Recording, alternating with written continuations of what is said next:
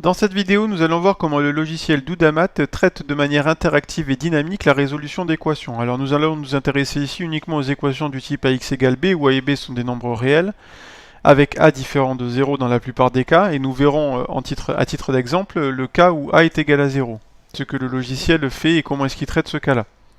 Alors pour cela, on est sur la partie principale du logiciel, on clique gauche sur la souris, et j'appuie sur x égale et j'ai mon panel d'expressions. Alors je vais uniquement commencer par les expressions littérales, donc je vais écrire a multiplié par x est égal à b et je vais voir ensuite qu'est-ce qu'il me donne. Donc il me donne mon expression littérale ici, sans aucune difficulté.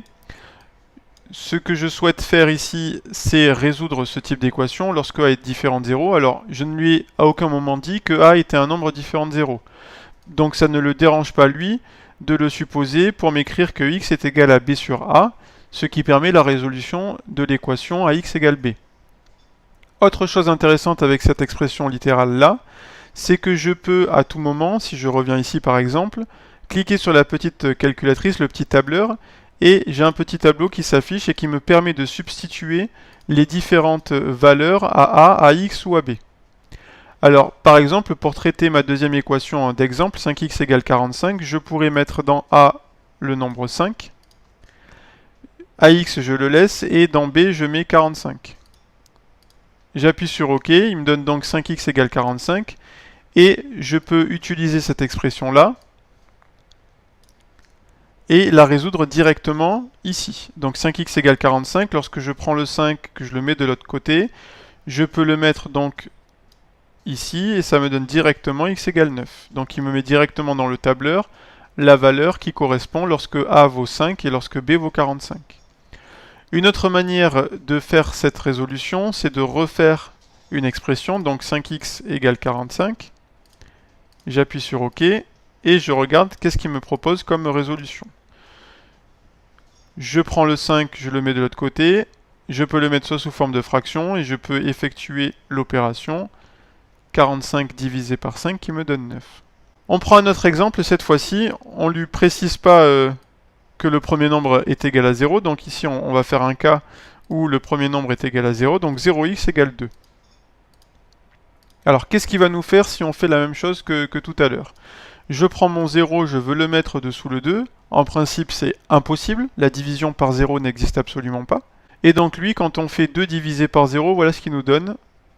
Ça ne le dérange pas d'écrire ça, donc déjà d'un point de vue mathématique, ça peut être un peu problématique, donc ce sera sans doute quelque chose à améliorer dans les versions futures du logiciel. Et autre chose qui, moi, me paraît difficilement compréhensible pour un élève de collège, et même pour un élève de lycée, c'est lorsqu'on appuie sur le signe égal qui est là, il va nous donner que 2 divisé par 0, c'est l'infini. Voilà, donc là, ça pose un petit souci de ce point de vue-là, lorsque le premier nombre est un cas particulier et vaut 0. Donc ça, c'est quelque chose à mettre de côté, mais c'est quelque chose qui existe dans le logiciel, et donc il faut y penser par la suite. Un autre exemple, et vous allez voir où je veux en venir, 3x égale 8, donc 3x égale 8, ça c'est une autre équation du type ax égale b, cette fois-ci il n'y a pas de problème de 0. Je résous mon équation, donc je fais passer le 3 de l'autre côté, ça nous fait x égale 8 sur 3. Et lorsque j'appuie sur égal, il me donne une valeur approchée, donc là il garde le signe égal, pourtant c'est une valeur approchée, et il n'apparaît que 3 chiffres après la virgule, donc on s'arrête au dixième, centième, millième, il n'y a pas de chiffres après les millièmes. Donc il n'y a que 3 chiffres après la virgule dans les expressions de ce type-là.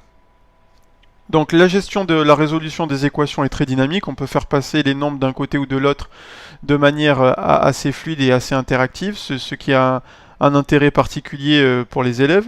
On peut substituer assez facilement dans une équation certaines valeurs de l'équation pour en trouver d'autres, donc ça aussi c'est très pratique. En revanche, la gestion des cas particuliers et la gestion des nombres décimaux laisse quelque peu à désirer.